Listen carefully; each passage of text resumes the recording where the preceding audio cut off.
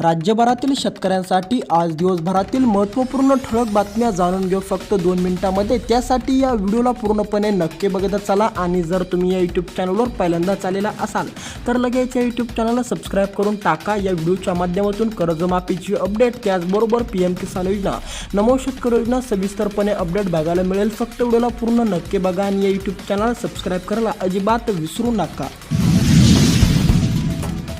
America Israel युद्धामुळे कांदा निर्यात आली अडचणीत, बाजारातील भाव पडल्याने कांदा उत्पादक शेतकऱ्यांची वाढली चिंता। उन्हाचा पारा वाढला, लिंबाचा भाव तापला, एक लिंबासाठी चक्क 10 रुपये, लिंबू उत्पादक शेतकऱ्यांना मोठा आर्थिक दिलासा।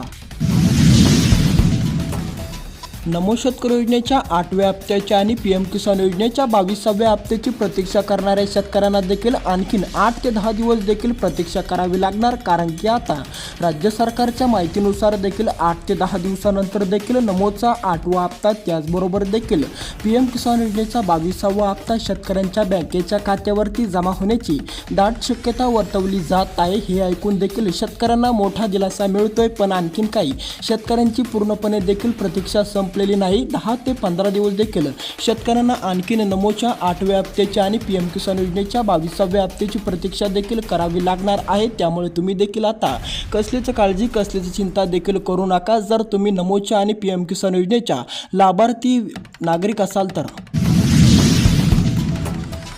युद्ध पेटले आणि सोन्या चांदीच्या दरामध्ये एक मोठी उसळी देखील आपल्याला सोमवारच्या बाजारामध्ये देखील बघायला मिळाली। सोन्या आणि चांदीचा दर देखील पुन्हा देखील चटकलेला आहे।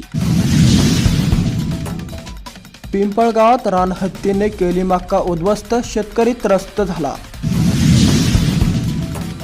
कर्जमाफीच्या हालचालीला वेग देखील आलेला आहे। लवकरच देखील शेतकऱ्यांची कर्जमाफी करण्यामध्ये येणार आहे। कर्जमाफीची देखील अधिकृत तारीख देखील जाहीर झाली नाही, त्यामुळे देखील तुम्हाला तारीख कळणार नाही। कर्जमाफीबद्दल एक मोठी अपडेट देखील आलेली आहे, त्यावर देखील आपण व्हिडिओ बनवणार आहे। त्यासाठी या यूट्यूब चॅनलला सबस्क्राइब करून टाका। कमेंटमध्ये तुमचा जिल्हा नक्की आम्हाला कळवा आणि तुमची देखील कर्जमाफी झाली पाहिजे की नाही झाली तेही नक्की कमेंटमध्ये सांगा।